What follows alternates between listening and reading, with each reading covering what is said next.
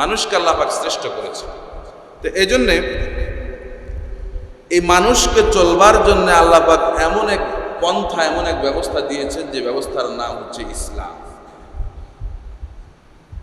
ইসলাম আমরা as a complete code of life এই জন্য বলি, এর মধ্যে আল্লাহ পাক কোনো আলোচনা বাদ রাখেন নাই।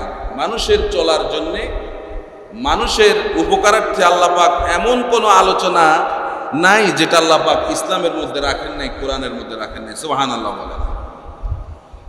আল্লাহ পাক শুধু মানুষ সৃষ্টি করেন নাই, মানুষ চলবে কিভাবে, বাঁচবে কিভাবে, বাঁচার জন্য উপকরণ দিয়েছেন। আল্লাহ পাক এই পৃথিবীতে এমন কোনো জিনিস নাই যে জিনিসটা আল্লাহ পাক অনর্থক সৃষ্টি করেছেন, কোনো কাজ নাই। মাঝে মধ্যে আমরা খেতে খামারে বা বাগানে গেলে দেখি এমন কিছু গাছ আছে যে গাছগুলোর আমরা মনে করি যেটা কোনো দরকারই নেই। কি দরকার আল্লাহ পাক এটা সৃষ্টি করছে? আমি আর আপনি চিন্তা করতে পারি, কিন্তু যারা চিন্তাশীল, যারা গবেষক, তারাও এই গাছটার দিকে তাকায়া তারাও চিন্তা করে যে এই গাছ দিয়ে কিছু না কিছু একটা হবে। আল্লাহ পাক অনর্থক যেহেতু বানান নাই, নিশ্চয়ই এই গাছের মধ্যে কিছু না কিছু একটা, এভাবে করে অভাব নাই। প্রিয় হাজিরিন, আজকে আমি আপনাদের সামনে এটা গুরুত্বপূর্ণ বিষয় আলোচনা করবো ইনশাআল্লাহ, আল্লাহ যদি আমাদেরকে তৌফিক এনায়েত করে, বলে আমিন। বিষয়টি হচ্ছে বৃক্ষরোপণে ইসলামের উৎসাহ এবং নির্দেশনা। গাছপালা, বৃক্ষ, এটা খুবই গুরুত্বপূর্ণ মানব জগতের জন্যে, প্রাণীকুলের জন্যে। গাছপালা, বৃক্ষ এটা অত্যন্ত গুরুত্বপূর্ণ। কারণ মানুষ যে পরিবেশের মধ্যে বসবাস করে, এই পরিবেশ যদি ঠিক না থাকে তাহলে মানুষ, জীবজন্তু বসবাস করতে পারে না। আজকে খেয়াল করে দেখেন, প্রকৃতি আমাদের সঙ্গে বিরূপ আচরণ করছে। এই প্রকৃতি বিরূপ আচরণ করার পিছনেও দায় কিন্তু আমাদের কারণে আজকে প্রকৃতির এই অবস্থা। আমরা দেখছি যে গত কয়েকদিন আগে আমাদের দেশে তাপমাত্রা নির্ধারণ করা হয়েছিল 42 ডিগ্রি পর্যন্ত, যেটা অতীতের চাইতে অনেক গুণ বেশি, যেটা অস্বাভাবিক। আমাদের দেশে তাপমাত্রা বেড়ে গিয়েছে অস্বাভাবিকভাবে। এর একমাত্র কারণ আমরা প্রকৃতি ধ্বংস করেছি, আমরা পরিবেশ নষ্ট করেছি। আমাদের কারণে আমাদের উপর এগুলো আল্লাহ পাকের একটা গজব। আল্লাহ রাব্বুল আলামিন বলেন, ওয়ামা আসাবাকুম মিন মুসিবাতিন ফাবিমা কাসাবাত আইদিকুম। রব্বুল আলামিন বলেন, তোমাদের উপর যে বিপদ আসে, যে গজব আসে, এটা তোমাদের দু হাতের কামাই, তোমাদের কারণে তোমাদের উপরে বিপদ আসে। আজকে খেয়াল করে দেখেন, গত সপ্তাহ আগে সিলেটের বুকে পরপর কয়েকবার ভূমিকম্প হয়েছে, 7-8 বার ভূমিকম্প হয়েছে। এটা আমাদেরকে বারবারে ইঙ্গিত দিচ্ছে, ও বাংলাদেশের মানুষেরা, তোমরা আল্লাহ পাকের সেজদা করো, আল্লাহ পাকের হুকুম পালন করো, আল্লাহ পাকের গোলামি করো। বারবার আমাদেরকে দিক নির্দেশনা দিচ্ছে, আমাদেরকে বারবার সতর্ক করছে এগুলো, তারপরও কিন্তু আমাদের কোনো খোঁজ খবর নাই। আল্লাহ পাক ভূমিকম্প দিয়ে অনেক জনপদকে রব্বুল আলামিন ধ্বংস করে দিয়েছেন। কোরআনুল কারীম এবং ইসলামের ইতিহাস পড়লে আমরা তা দেখতে পাই, অনেক জনপদকে রব্বুল আলামিন এভাবে করে উল্টাইয়া দিয়েছেন। তো এই জন্য এগুলো হচ্ছে রব্বুল আলামিনের গজব। এই গজব থেকে বাঁচার জন্যে, ভূমিকম্প থেকে বাঁচার জন্যে পরিবেশের খুব বেশি দরকার। পরিবেশটা যদি ঠিক থাকে, সেই দেশে ভূমিকম্প কম হবে। পরিবেশ বলতে সকল কিছু, গাছপালা, পাহাড়, বনবনানি, এগুলো খুব দরকার। একটা দেশের 25% দরকার বন বিভাগ, গাছপালা দরকার। একটা দেশের 25% গাছপালা দরকার ওই দেশের মানুষের বসবাসের জন্য। কিন্তু আমাদের দেশে আছে 17.5%। কত আছে? এত গাছপালা দেখেন, তারপর আমাদের দেশে কত? 17.5%। কমতি আছে না নাই? তাহলে এই ভূমিকম্পগুলো, এরপরে আবহাওয়ার এই পরিবর্তন, এগুলো গাছপালা বনানি এগুলো ধ্বংসের কারণে এই ক্ষতিগুলো আমাদের উপর আসছে। আমি যখন আলেমে পড়ি তখন ইংরেজিতে একটা গল্প আমরা পড়েছিলাম, গ্রিন হাউস এফেক্ট, সবুজ বনানি ধ্বংস। এই গ্রিন হাউস এফেক্টটা হচ্ছে প্রচুর পরিমাণে সবুজ বনানি ধ্বংস করার কারণে সূর্য একটা অতি বেগুনি রশ্মি পৃথিবীর দিকে ছাড়ে। একটা অতি বেগুনি রশ্মি সূর্য পৃথিবীর দিকে ছাড়ে, আর পৃথিবীতে যত গাছপালা আছে সমস্ত গাছপালাগুলো এই অতি বেগুনি রশ্মিটা এটা গ্রহণ করে অক্সিজেন রিফাইন করে অক্সিজেন করে মানুষের জন্য ছেড়ে দেয়, প্রাণী জগতের জন্য ছেড়ে দেয়। সুবহানাল্লাহ বলে। এমনকি সারা পৃথিবীতে 700 কোটি মানুষ আমরা যে কার্বন ডাই অক্সাইড যে ছাড়ি, যে নিঃশ্বাস যে ছাড়ি, এই কার্বন ডাই অক্সাইড অর্থাৎ আমাদের শরীরে যত দূষিত বায়ু এগুলো আমরা নিঃশ্বাসের সঙ্গে আমরা ছেড়ে দেই, এটা হচ্ছে কার্বন ডাই অক্সাইড। এই কার্বন ডাই অক্সাইডগুলো 700 কোটি মানুষের কার্বন ডাই অক্সাইডগুলো গ্রহণ করে গাছপালা, এগুলো গাছপালা গ্রহণ করে রিফাইন করে অক্সিজেন করে আবার প্রাণী জগতের মধ্যে ছেড়ে দেয়। সুবহানাল্লাহ। বিজ্ঞানীরা দেখেছে যে সেই যেখান থেকে অতি বেগুনি রশ্মি বের হচ্ছে সূর্য থেকে, সেখানে একটা ফাটল ধরেছে। কি ধরছে? ফাটল। এই ফাটলের কারণে এই অতি বেগুনি রশ্মিটা পৃথিবীতে আসছে। এখন এই যে ফাটল ধরেছে সূর্যের মধ্যে, যে অতি বেগুনি রশ্মিটা যেখান থেকে আসছে, যে ফাটলটা সেখানে যে ধরেছে, এ ধরার পিছনে দায়ী কারা? আমরা মানুষরা দায়ী না? কথা বলেন, দায়ী কিনা? আমরা মানুষরা দায়ী। এখন আপনি আমার অনেকের প্রশ্ন আসতে পারে যে হুজুর সূর্যের ধারা কাছে তো আমরা যাইতে পারি নাই, আমরা নয় মারামারি করি দুনিয়াতে, না করি কাটাকাটি যা করি, মারামারি যা করি কোথায়? দুনিয়াতে একজন আরেকজন করে। সূর্যের ওই জায়গায় দিয়ে সূর্য পাঠানোর মতো, ফাটিয়ে দেওয়ার মতো এই ক্ষমতা তো আমাদের কারণে। কে ফাটাইছে? ওই যে আল্লাহ বলছেন, ওমা আসাবাতুম মিন মুসিবাতিন ফাবিমা কাসাবাত আইদিকুম, তোমাদের কারণে যে বিপদ আসে। আমরা কি করছি? আমরা বনানি ধ্বংস করছি, আমরা গাছপালা কাটছি, সমানে গাছ কাটছি, কিন্তু বিনিময়ে গত 1 বছরে আমাদের মধ্যে অনেক মানুষ আছে একটা গাছ আমরা লাগাইনি। কি বলেন? এরকম আছে না? পরিকল্পিত নগরায়ন, পরিকল্পিত সমাজ, পরিকল্পিত পরিবার গঠন করার জন্য আমাদের কোনো চিন্তা চেতনা নেই। আমাদের আছে চিন্তা চেতনা, খাও দাও ফুর্তি করো, দুনিয়া কা মজা লে লো, দুনিয়া তোমারি হ্যাঁ। দুনিয়ার মজার মধ্যে আমরা আছি, কিন্তু কিভাবে বাঁচতে হবে, পরিশুদ্ধভাবে কিভাবে সমাজকে সংস্কার করতে হবে, এই চিন্তা চেতনা আমাদের অনেকের মাঝে নেই। তা আমি বলছিলাম, হিসাবে বলছি, গত 1 বছরে আমরা অনেকে আছে এমন যারা একটা গাছও আমরা লাগাই নাই, অথচ গাছ কাটছি অনেকে। কি বলেন, কাটছি না? আজকে আপনি সিঙ্গাপুরের দিকে তাকান, সিঙ্গাপুর আমাদের বাংলাদেশের তুলনায় অনেক ছোট, ঢাকা শহর থেকে একটু বড় হবে, ঢাকা শহর থেকে একটু বড় হবে, কিন্তু সৌন্দর্যের দিকে পৃথিবীর শ্রেষ্ঠ সবচেয়ে সুন্দর দেশ হচ্ছে সিঙ্গাপুর। এরা বনানি গাছগাছালি এগুলো ধ্বংস করছে না, এরা তাদের নাগরিক সেবা এমন পর্যায়ে নিয়ে গেছে, সে নাগরিকদেরকে এই ঘোষণা দিয়েছে যে তোমরা বিনা কারণে কোনো গাছগাছালি নষ্ট করবে না, কোনো সম্পদ নষ্ট করবে না। প্রয়োজনে 1 তালার উপর আরেক তালা দিয়া আকাশ পর্যন্ত আমরা আমাদের ছাদকে নিয়ে যাব, তারপরে আমরা বনানি নষ্ট করব। সিঙ্গাপুরে এই সূত্রে সরকার তাদেরকে লোন দিচ্ছে। একেবারে গরিব মানুষগুলো এখন 7 তালা 10 তালা 20 তালার মধ্যে গরিব মানুষগুলো থাকছে। এরা আস্তে আস্তে কাজ করছে আর সরকারের এই লোন পরিশোধ করছে। কি সুন্দর সিস্টেম! কি বলেন, সুন্দর সিস্টেম না? গাছ নষ্ট করছেন। আর আমরা কি করি? ঘরের এক পরিবারের মধ্যে 5 ভাই থাকলে এক ভাইয়ের ছাদের উপর, কেন আমি আরেক ভাইয়ের ছাদের উপর ঘর করব? জায়গা কি বাবা দিয়ে যায় নাই? অসুবিধা কি? পাশে বাগান আছে, কাঠ, জনমের কাটা কাঠ কেটে এখান দিয়ে বাড়ি কর, এখান দিয়ে ঘর কর, কেন আমি আমার ভাইয়ের ছাদের উপর ঘর করব? কি বলেন, এরকম অবস্থা আমাদের সমাজে আছে নাকি নাই? তো এই জন্যে আমাদের চিন্তা চেতনা কোথায় গিয়েছে? আজকে বিধর্মী সিঙ্গাপুর রাষ্ট্র, তাদের চিন্তা চেতনা কোথায়? তা আমরা আমাদের পরিবেশকে নষ্ট করার জন্য আমরাই দায়ী। এখন ইসলাম কি বলে বৃক্ষরোপণের ব্যাপারে?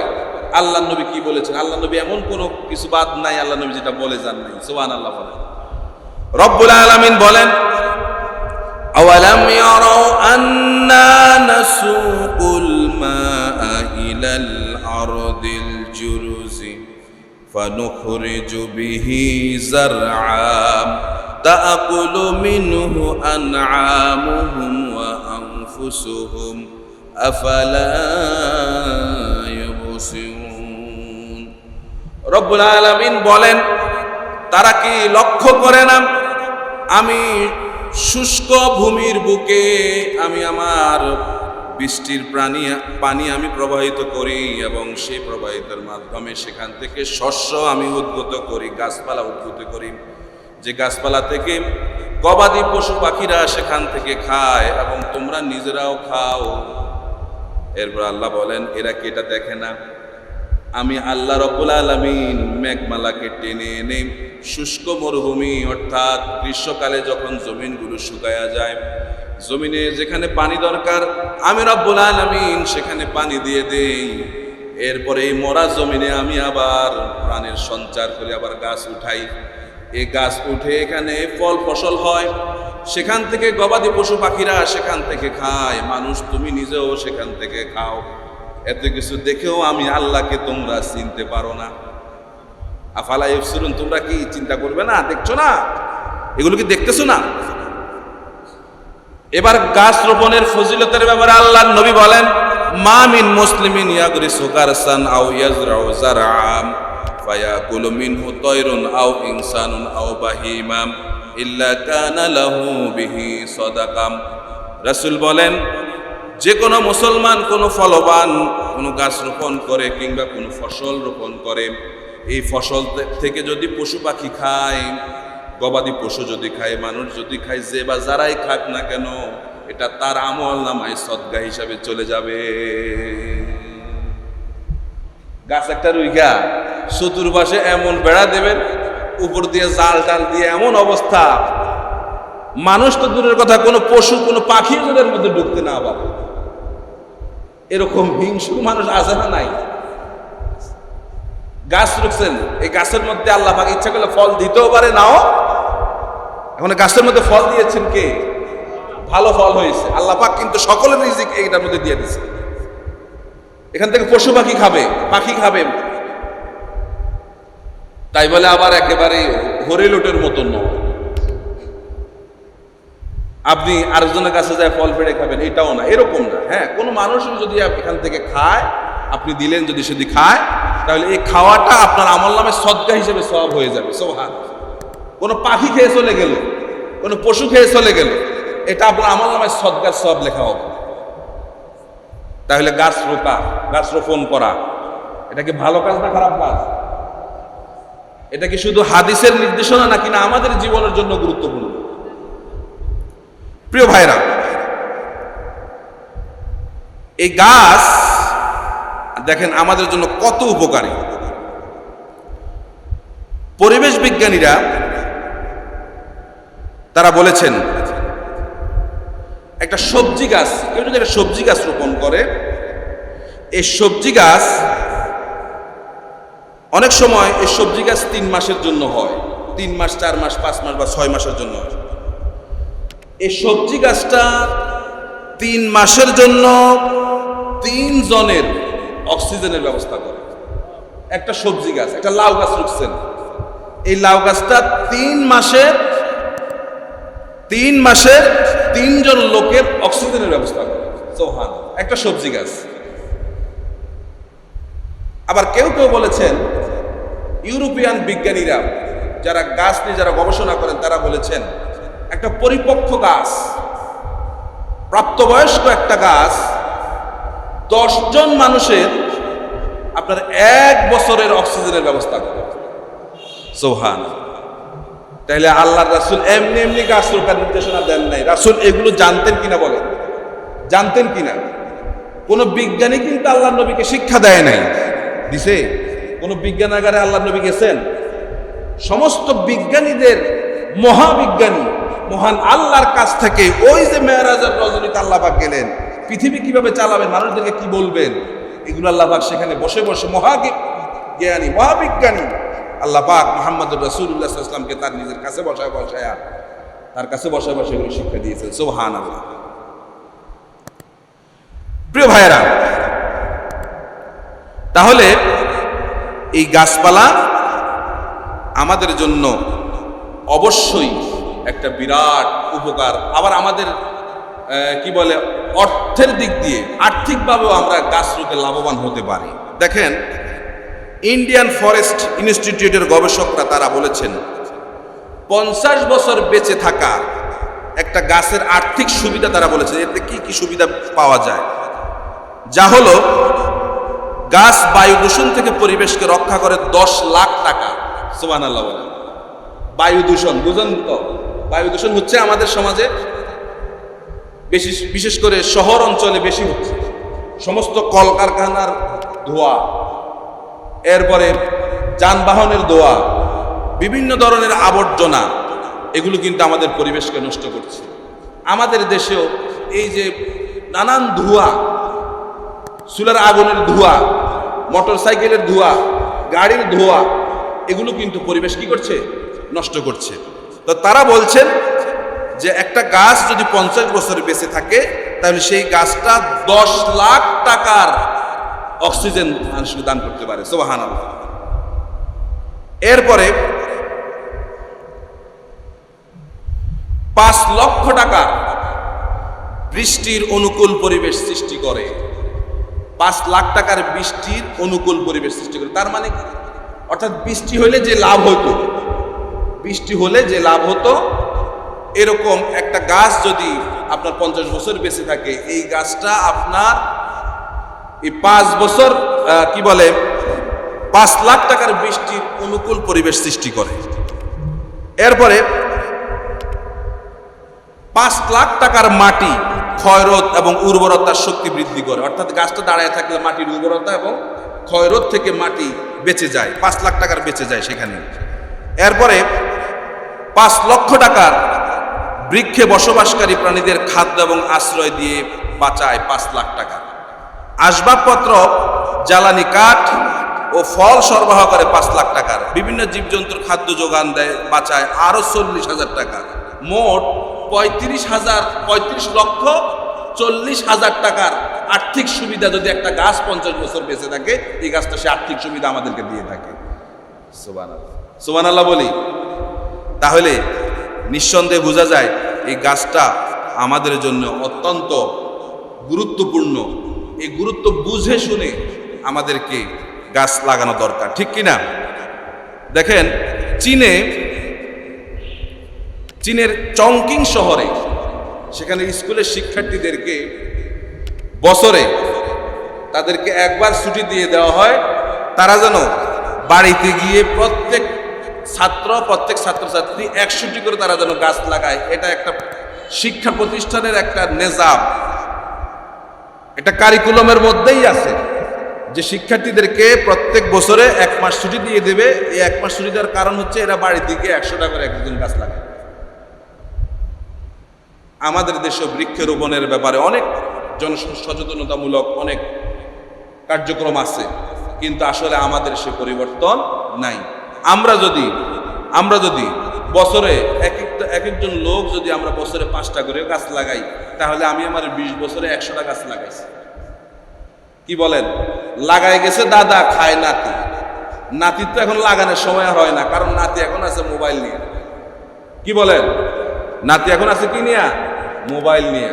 ফ্রি ফায়ার, পাবজি, এই সমস্ত হাবিজাবি গেমসের মধ্যে নাতি আছে। এখন যে গাছ লাগাইতে হবে, এই চিন্তা এখন আর নাতি নেই। লাগাই গেছে দাদা, লাগাই গেছে বাবা, এখন ছেলে সন্তানরা ভোগ করতেছে। যেটা বয়স হয়ে যাচ্ছে, গাছ আস্তে করে গাছ দুনিয়া থেকে গাছ নিজেই শেষ হয়ে যাচ্ছে, অথবা মানুষ কেটে ফেলছে, তারা কেটে ফেলছে। কিন্তু আপনি একটা গাছ কাটলেন, আপনাকে অবশ্যই একটা গাছের বদৌলতে আপনাকে 5টা গাছ রোপণ করতে হবে। কি বলেন প্রিয় ভাইরা আমার? তো এই জন্যে জলবায়ু পরিবর্তন করতে হলে, আজকে আমাদের এই পরিস্থিতি থেকে আমাদেরকে উৎসারিত হতে হলে, আমাদেরকে যদি এই পরিস্থিতি থেকে বের হয়ে আসতে হয়, তাহলে অবশ্যই পরিবেশের প্রতি আমাদের খোঁজ খবর রাখতে হবে, পরিবেশের দিকে আমাদেরকে খেয়াল করতে হবে। আমরা বেশি বেশি করে গাছ লাগাতে হবে। আর পাহাড়িয়া অঞ্চলে যেখানে পাহাড় আছে, পাহাড় কিন্তু আল্লাহ পাক এমনি এমনি দেয়নি, পাহাড় দিয়েছেন। আল্লাহ পাক বলেন, আমি ওয়াল জিবালা আওতাদা, আমি পাহাড় সৃষ্টি করেছি, এগুলো প্যারেকের মতো গেড়ে দিয়েছি। কেন? এই পাহাড় যাতে মানুষকে নিয়ে, জমিনকে নিয়ে যেন পাহাড় নাড়াচাড়া করতে না পারে। যে দেশের মধ্যে পাহাড় বেশি সেখানে ভূমিকম্প কম হয়, কারণ পাহাড়, এগুলো পাহাড়ের বিজ্ঞানীরা বলেছেন পাহাড় উপরে যতটুকু মাটির নিচেও ততটুকু। সুবহানাল্লাহ। তাহলে আমরা দেখেন পার্বত্য চট্টগ্রামে অনেক পাহাড় কাটা হচ্ছে, পাহাড় কেটে কেটে শেষ করে মানুষরা ঘর বাড়ি বানাই দিচ্ছে। গাছ কেটে কেটে আমাদের এই সমস্ত অঞ্চলে গাছ কেটে কেটে মানুষ ঘর বাড়ি বানায়, আর পাহাড়িয়া অঞ্চলে পাহাড় কেটে কেটে মানুষ ঘর বাড়ি বানায়। এই সমস্ত গাছপালা এবং পাহাড় কাটা, যে হারে গাছপালা এবং পাহাড় কাটা বাড়ছে, সে হারে কিন্তু আমরা গাছ লাগাচ্ছি না। আমরা পরিবেশ দিন দিন ধ্বংস হচ্ছে যেভাবে করে, প্রতিনিয়তই আমাদের ইন্ডাস্ট্রি হচ্ছে, প্রতিনিয়তই আমাদের এরকম কি বলে বর্জ্য, ইন্ডাস্ট্রিয়াল বর্জ্য এগুলো বের হচ্ছে প্রতিনিয়তই, যেগুলো আমাদের স্বাস্থ্যকে ক্ষতি করে দেয়। দেখেন, একটা শহরের মানুষের স্বাস্থ্য আর একটা গ্রামীণ মানুষের স্বাস্থ্য কিন্তু এক না। শহরের লোকেরা রোগে বেশি মরে, গ্রামীণ লোকেরা যখন মাটির সঙ্গে মিশে যায়, মাটির একটা স্নিগ্ধ আভা যখন তার শরীরের মধ্যে যায়, শরীর এমনিতে কি হয়ে যায়, সুস্থ হয়ে যায়। গ্রামীণ এই জন্য কয় না, মাঝে মধ্যে ডাক্তাররা বলে, শহরের লোকদেরকে বলে, তোমরা গ্রাম থেকে ঘুরে আসো, কারণ গ্রামে গেলে যে একটা বাতাস তুমি পাবা মসৃণ, এই বাতাসের মধ্যে কোনো দূষণ নাই। এই মসৃণ বাতাস যখন পাবে, শরীর এমনিতে কি হয়ে যাবে, ঠিক হয়ে যাবে। প্রিয় ভাইরা আমার, এজন্য রব্বুল আলামিন আমাদের জন্য গাছপালা দিয়েছেন কোনো বিনা কারণে না। রব্বুল আলামিন বলেন, ওয়াসাখখারা লাকুম মা ফিস সামাওয়াতি ওয়া মা ফিল আরদি, আসমানে যা আছে জমিনে যা আছে সব আমি আল্লাহ রব্বুল আলামিন তোমাদের অনুগত করে সৃষ্টি করেছি। এগুলো সব আল্লাহ পাক আমাদের অনুগত করে সৃষ্টি করেছেন। তাহলে গাছ থেকে আমরা অনেক উপকার পেয়ে থাকি।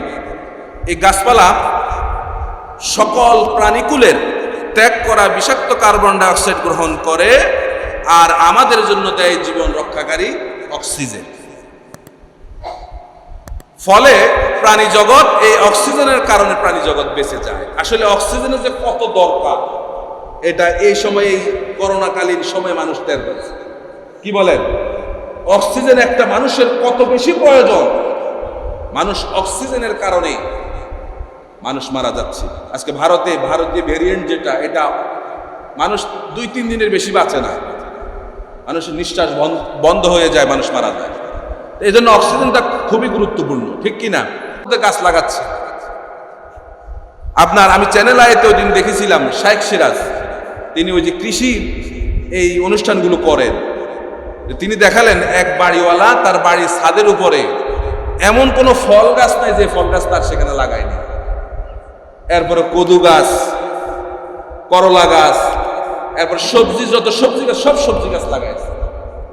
আমরা আজকে জানতে পেরেছি একটা সবজি গাছ কয় মাস বাঁচে, 3 থেকে 6 মাস বাঁচে। 3 জন মানুষের 3 মাসের অক্সিজেন সে সরবরাহ করে। সুবহানাল্লাহ কোন না?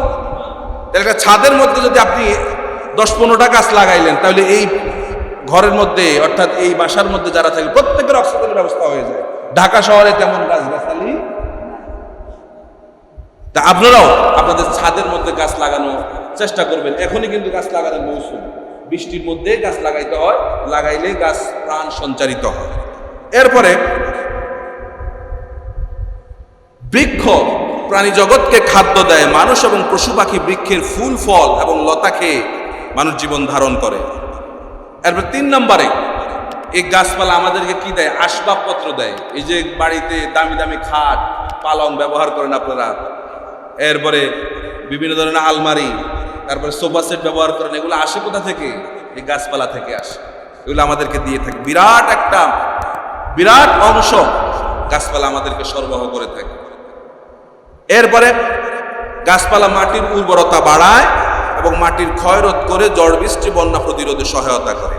গাছপালা দেশের আবহাওয়া এবং জলবায়ু নিয়ন্ত্রণ করে। গাছপালা আমাদের জীবন রক্ষার নানান ঔষধ আমাদেরকে দিয়ে থাকে। দেখেন গাছের পাতা কিন্তু এখন ঔষধ। ওই যে আপনারা একটা গাছ আছে ঔষধি গাছ, কি নাম?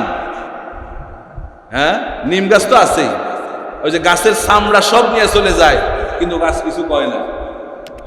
অর্জুন গাছ, কি গাছ? অর্জুন গাছ। দেখছেন নি? এই অর্জুন গাছ থেকে শিক্ষা গ্রহণ করবে। কি শিক্ষা নিবে? অর্জুন গাছ সারা জীবন মানুষের উপকার করে যায়, আর বিনিময়ে কি পায় সে? তার চামড়াগুলো শেষ হয়ে যাচ্ছে। যারা কিন্তু শিক্ষিত মানুষ, যারা বুদ্ধিমান, যারা জ্ঞান দিয়েছেন, এরা সারা জীবন মানুষের উপকার করে যায়। কোনোদিন টু শব্দ করে না আমি তোমার এই উপকার করছি, আমি তোমার এই উপকার করছি, কোনোদিন টু শব্দ করে না। মোমবাতি থেকে শিক্ষা গ্রহণ করবেন। সারা জীবন মোমবাতি জ্বলে জ্বলে গলে গলে শেষ হয়ে যাচ্ছে, মানুষকে আলো দিয়ে যাচ্ছে। এই জন্য যারা জ্ঞানী তারা এই কি গাছ? অর্জুন গাছ এবং এই মোমবাতি, এগুলো থেকে তারা শিক্ষা গ্রহণ করে। তাহলে আমাদের স্বাভাবিক জীবন যাপনের জন্য অবশ্যই আমাদের ভারসাম্যপূর্ণ দূষণমুক্ত পরিবেশ তৈরি রক্ষার্থে অবশ্যই আমাদের বৃক্ষের ভূমিকা অপরিসীম। গাছ আমাদের অবশ্যই লাগাতে হবে। মহানবী সাল্লাল্লাহু আলাইহি ওয়াসাল্লাম পরিবেশের ভারসাম্য রক্ষার জন্য বৃক্ষরোপণ এবং পরিচর্যার কথা তিনি রাসূল কারীম সাল্লাল্লাহু আলাইহি ওয়াসাল্লাম উল্লেখ করেছেন। ইসলাম সঙ্গত কারণে পরিবেশ সংরক্ষণ এবং বৃক্ষরোপণের জন্য সচেতনতা তৈরিতে উৎসাহ এবং নির্দেশনা আমাদের জন্য দিয়েছেন। পবিত্র কোরআনে আল্লাহ পাক বলেন, وَالْأَرْضَ مَدَدْنَاهَا وَأَلْقَيْنَا فِيهَا رَوَاسِيَ وَأَنبَتْنَا فِيهَا مِنْ كُلِّ زَوْجٍ بَهِيجٍ تَبْصِرَةً وَذِكْرَى لِكُلِّ عَبْدٍ مُنِيبٍ। রব্বুল আলামিন বলেন, জমিনকে আমি বিস্তৃত করেছি এবং তাতে সুদৃঢ় পাহাড় পর্বত আমি স্থাপন করেছি এবং সব রকম মনোরম গাছপালা আমি তোমাদের জন্য উৎপন্ন করেছি। প্রত্যেক নিবেদিত বান্দা যে আল্লাহর জন্যে, সমস্ত বান্দাদের জন্যে এগুলোর মধ্যে শিক্ষা এবং উপদেশ রয়েছে। যারা আল্লাহ পাকের গোলাম, খাঁটি গোলাম, এগুলোর মধ্যে তাদের জন্য কি রয়েছে? শিক্ষা এবং উপদেশ রয়েছে। অন্য আয়াতে আল্লাহ বলেন, আল্লাহুল্লাযী ইউরসিলুর রিয়াহা ফাতুসিরু সাহাবা ফায়াবসুতুহু ফিস সামাই কাইফা ইয়াশা ওয়া ইয়াজআলুহু কিসাফা ফাতারাল ওয়াদাকা ইয়াখরুজু মিনহু খিলালিহি ফাইদা আসাবা বিহি মান ইয়াশা মিন ইবাদিহি ইযা হুম ইয়াস্তাবশিরুন। রব্বুল আলামিন বলেন, তিনি হচ্ছেন সেই আল্লাহ যিনি বাতাস প্রেরণ করেন, বাতাস তোমাদের জন্য পাঠান। অতঃপরে বাতাস মেঘমালাকে টেনে নিয়ে আসে যেখানে মেঘমালা দরকার, বৃষ্টি যেখানে দরকার। এরপরে রব্বুল আলামিন তোমাদের জন্য আকাশ থেকে বৃষ্টি ধারা আল্লাহ পাক তোমাদের জন্য নাজিল করেন। আর এই বৃষ্টি পেয়ে বান্দারা তখন, এই বৃষ্টির পানি পেয়ে বান্দারা তখন আনন্দিত হয়ে থাকে। বৃষ্টি পাইলে, বৃষ্টি যেখানে দরকার, বৃষ্টির জন্য তো মানুষ নামাজও পড়ে, সালাতুল ইস্তিসকা পড়ে কি না? বৃষ্টির জন্য কয়েকদিন আগে বসে, এখন তো বৃষ্টি আছে। তাহলে বৃষ্টি এগুলো আল্লাহ পাক এজন্য দেন যাতে করে মানুষের উপকার হয়। দিলে সেখানে কি হয়? বৃষ্টির কারণে সেখানে ফসল উদ্গৃহীত হয়। এরপর আল্লাহ বলেন, ইউমবিতু লাকুম বিহিজ যারআ ওয়াজ যাইতুনা ওয়ান নাখিলা ওয়াল আ'নাব ওয়া মিন কুল্লিস সামারাতি ইন্না ফি যালিকা লাআয়াতান লিকাওমিন ইয়াতাফাক্কারুন। রব্বুল আলামিন বলেন, তিনি তোমাদের জন্য পানি দিয়ে শস্য গাছপালা তিনি জন্মান, জৈতুন, খেজুর গাছ, আঙুর এবং সব ধরনের ফল ফলাদি গাছ আল্লাহ রাব্বুল আলামিন তোমাদের জন্য জন্মান। সব ধরনের ফল ফলাদি গাছ কে জন্মায়? জৈতুন গাছের কথা বলা হয়েছে, জৈতুন ওয়া তিনি ওয়া জৈতুন। জৈতুন আমরা যেটাকে জলফাই বলি, জলফাই, এই জৈতুনের তেল অনেক উপকারী, সুবহানাল্লাহ। এরপরে আপনার এই যে আমি আগে বলেছিলাম অনেক কয়েক জুমা আগে যখন আমি সূর্য নিয়ে আলোচনা করেছিলাম, তখন এই যে সূর্যটা, এই সূর্য ঘুরাতে আল্লাহ পাকের তেলের প্রয়োজন হয়। কিসের প্রয়োজন হয়? তেলের প্রয়োজন হয়। যে এই তেল আমাদের দেশের পেট্রোল বা হাবিজাবি এই সমস্ত তেল দিয়ে আল্লাহ পাক সূর্য ঘুরায় না।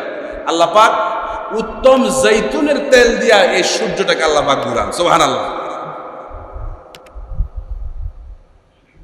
প্রিয় ভাইরা আমার, তাহলে সবগুলো গাছ অবশ্যই গুরুত্বপূর্ণ। খেজুর গাছের খেজুর তো আমাদের শরীরের জন্য অনেক উপকারী। আঙ্গুর গাছের কথা আল্লাহ পাক বলেছেন। তো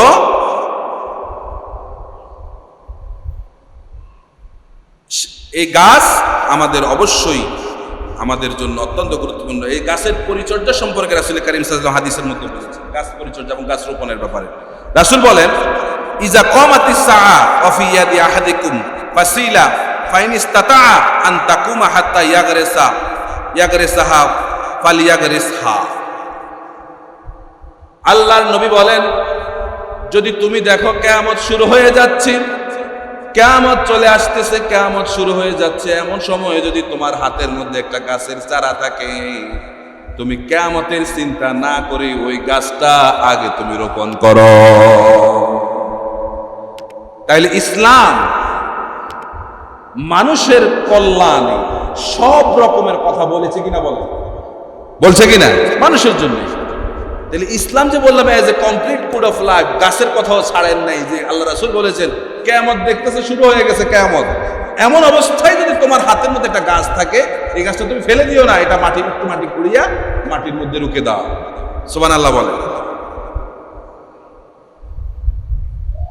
এবার আসুন বিনা প্রয়োজনে গাছ কাটার শাস্তির ব্যাপারে আল্লাহর নবী কি বলেছেন। বাইহাকির একটি হাদিসের মধ্যে আল্লাহর নবী বলেন, কেউ যদি বিনা কাজে, বিনা কারণে, বিনা প্রয়োজনে গাছ কাটে, যে গাছ মানুষের উপকার করে, এমন গাছ যদি বিনা কারণে কেউ যদি কাটে, রব্বুল আলামিন কিয়ামতের দিন তার মাথাটা আগুনের মধ্যে নিক্ষেপ করবে। তাহলে দেখছেন শাস্তিও আছে বিনা কারণে। দেখেন আমরা অনেক সময় রাস্তা দিয়ে হাঁটছি, রাস্তার পাশে গাছ, কোনো কারণ নাই, কারণ ছাড়াই গাছের পাতাটা ধরে টান মেরে পাতাটা ছিঁড়ে ফেলি কিনা বলেন? খবরদার, এটা করবেন না। আল্লাহর নবী বলছেন, তোমরা প্রয়োজন হলে গাছটা কেটে ফেলো, কিন্তু বিনা প্রয়োজনে গাছের একটা পাতাও ছিঁড়ো না। কারণ তুমি আল্লাহর জিকির না করতে পারো, গাছপালা কিন্তু সার্বক্ষণ আল্লাহর জিকির করে। তুমি গাছপালার জিকির না করতে, তুমি আল্লাহর জিকির না করতে পারো, কিন্তু গাছপালা সার্বক্ষণিক সর্ব অবস্থায় কার জিকির করে? আল্লাহর। বিনা কারণে গাছের একটা পাতাও ছেড়া যাবে। আমরা করি না এগুলা খেয়াল রাখতে হবে। তাহলে বোঝা যায় আল্লাহ পাকের রাসূল মুহাম্মদ সাল্লাল্লাহু আলাইহি ওয়াসাল্লাম যে গাছ কাটতে আমাদেরকে নিষেধ করেছেন বিনা কারণে, তাহলে বোঝা যায় যে গাছপালাও আল্লাহ পাক এগুলো বিনা কারণে সৃষ্টি করেন না, এগুলো কারণ। রব্বুল আলামিন বলেন, ওয়ামা খালাকনাস সামাওয়াতি ওয়াল আরদা ওয়ামা বাইনাহুমা ইল্লা বিল হক। রাসূল বলেন, আমি আসমান এবং জমিন সৃষ্টি করেছি এবং এর মাঝে যা কিছু আছে সকল কিছু আমি নিজে সৃষ্টি করেছি, ইল্লা বিল হক, বিনা কারণে না, ন্যায়সঙ্গত কারণে সৃষ্টি করা হয়েছে। প্রত্যেকটার কারণ আছে। এবার দেখেন আরো গাছ আমাদের কি উপকার করে। গাছপালা আমাদেরকে সূর্যের তাপমাত্রা থেকে আমাদেরকে গাছপালা হেফাজত করে। মরুভূমির মাঝে হাঁটছেন, হঠাৎ যখন দেখেন মরুভূমির মাঝে একটা গাছ, এমনিতে গরম হয়ে গেলেন, শরীর জাম, আস্তে করে গাছের নিচে যখন বসলেন, মনে হবে যেন একটা অক্সিজেনের শিহরণ আপনার শরীরকে ঠান্ডা করে দিল। গাছের ছায়া আমরা বসি না মাঝে মধ্যে গরমের মধ্যে, গাছের ছায়া, এগুলো আমাকে ছায়া দিয়ে রাখে। যে গাছ আপনাকে ছায়া দিল, যে গাছ আপনাকে অক্সিজেন দিয়ে বাঁচাইলো, যে গাছ আপনাকে খাদ্য দেয়, যে গাছ আপনার পরিবেশের ভারসাম্য রক্ষা করে, আর সেই গাছকে আমরা মানুষরা সমানে কাটছি, ঠিক কিনা? আসলে দুনিয়াতে একটা কথা আছে, উপকার যে করে বেশি তার ক্ষতিও মানুষ বেশি করে, এটাই স্বাভাবিক, ঠিক কিনা? কিন্তু স্বাভাবিকটা যেন স্বাভাবিক না থাকে। যে উপকার করছে, কৃতজ্ঞ যে কৃতজ্ঞ ব্যক্তি, কৃতজ্ঞতা অবশ্যই আপনাকে প্রকাশ করা লাগবে। কারণ যে জিন ইনসান মানুষ এবং প্রাণী জগতে যে শুকরিয়া আদায় করলো না, সে ব্যক্তি আল্লাহ শুকরিয়াও। তো এই জন্যে গাছপালা নিচে রাসূল করিম সাল্লাল্লাহু আলাইহি ওয়াসাল্লাম তার একটা অভ্যাস ছিল, গাছের ছায়া আল্লাহ রাসূল বসে সেখানে ঘুমাইয়া যায়। রাসূল যখন মদিনার রাষ্ট্রপতি, কি মদিনার রাষ্ট্রপতি, তখনও তিনি গাছের ছায়ার নিচে গিয়ে আল্লাহ নবী শুয়েছেন, ঘুমাইয়া গেছে। আর পৃথিবীর বিভিন্ন দেশের রাষ্ট্রপতিরা তো গাছের নিচে যায় শো কথা বলে। মুহাম্মদুর রাসূলুল্লাহ সাল্লাল্লাহু আলাইহি সাল্লামের মতো এমন একজন রাষ্ট্রপতি খুঁজে পাওয়া যাবে সারা পৃথিবী খোঁজ করলেও? কারণ আল্লাহর রাসূল মানুষের অধিকার এমন ভাবে আদায় করছেন, জনগণের ব্যাপারে কোনো ভয় আল্লাহর নবী ছিল না যে আমি মানুষের অধিকার নষ্ট করছি, মানুষ হয়তো আমার শেষ করে ফেলবে, এই ভয় আল্লাহ রাসূলের ছিল না।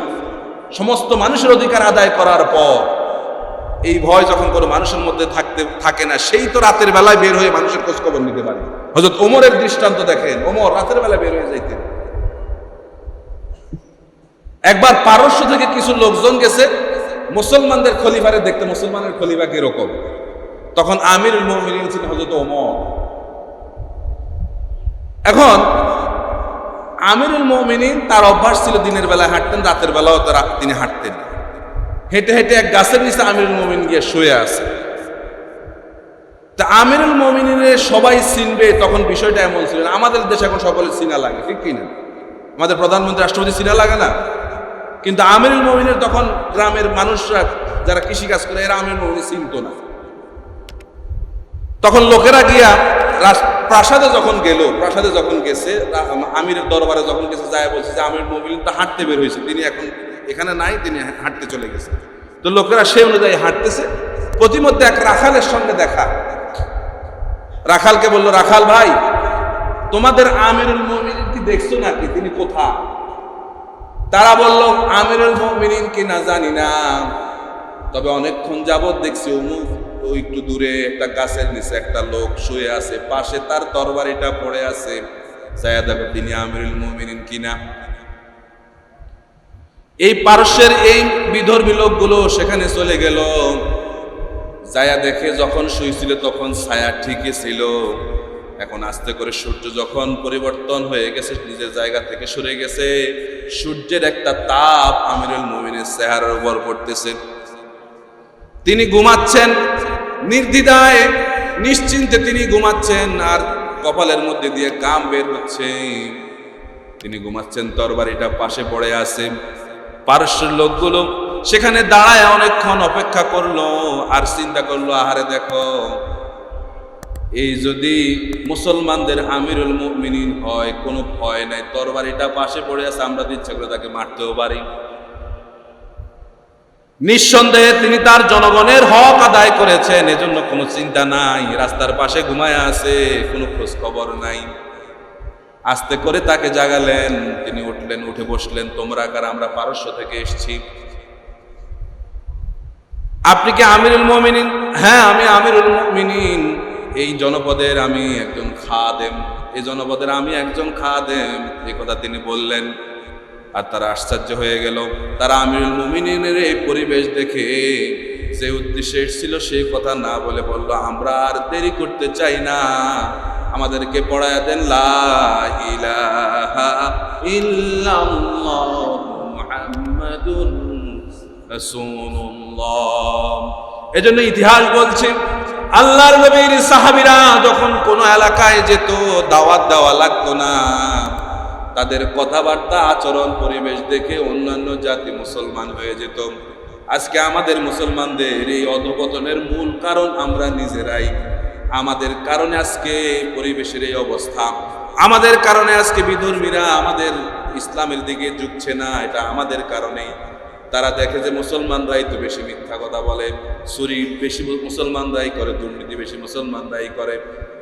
বিদেশ থেকে যখন কোনো বায়াররা আমাদের দেশে যখন কাজ করতে আসে, এসে যখন আমাদের দেশের এই অবস্থা দেখে, তারা বলে, আরে এরা বুঝি মুসলমান। ইউসুফ ইসলামের কথা বলছিলাম। ইসলাম গ্রহণ করার পূর্বে তার নাম ছিল সেন্ট স্টেনেন্ট ছিল তার নাম। ইউসুফ ইসলাম একবার চট্টগ্রামে এসেছিল ইউরোপের। তিনি এসে বললেন, তার বক্তৃতার মধ্যে বললেন, আমি বর্তমানে মুসলমানদের যে চরিত্র আমি দেখতেছি, আমি যখন মুসলমান হয়েছি তখন যদি এই অবস্থা দেখতাম আমার মনে হয় মুসলমান হওয়া আমার হতো না। ভাইরা, কথা আমার শেষ। আসুন আমরা পরিবেশের প্রতি খেয়াল রেখে আমরা আমাদের কি করা দরকার সেগুলো আমরা বজায় রেখে আমরা যেন আমাদের পরিবেশের দিকে খেয়াল রাখতে পারি, সকল কিছু বজায় রেখে যেন আমরা সুন্দরভাবে একটা সুন্দর জীবন যেন আমরা গঠন করতে পারি, একটি সমৃদ্ধ দেশ জাতি যেন আমরা উপহার দিতে পারি। প্রত্যেকে আজকে এই অঙ্গীকার আমরা করতে চাই, আমরা যেন এই বছরে প্রত্যেক মানুষ, প্রত্যেক ব্যক্তি আমরা যেন এক একজন অন্তত 5টা করে যেন গাছ আমরা রোপণ করতে পারি। আমরা কি রাজি আছে কিনা বলেন? রাজি আছে কিনা বলেন? প্রত্যেক ভাই যেন আমরা 5টা করে, এটা হাদিস, কোরআন এবং হাদিসের ভাষায়ও আমাদের উপর দায়িত্ব এবং আমাদের পরিবেশের জন্য আমাদের জন্য এটা আমাদের উপর কর্তব্য। আমরা যেন প্রত্যেক অন্তত 5টা করে গাছ রোপণ করতে পারি। রব্বুল আলামিন যেন আমাদেরকে সেই তৌফিক দান করেন বলি।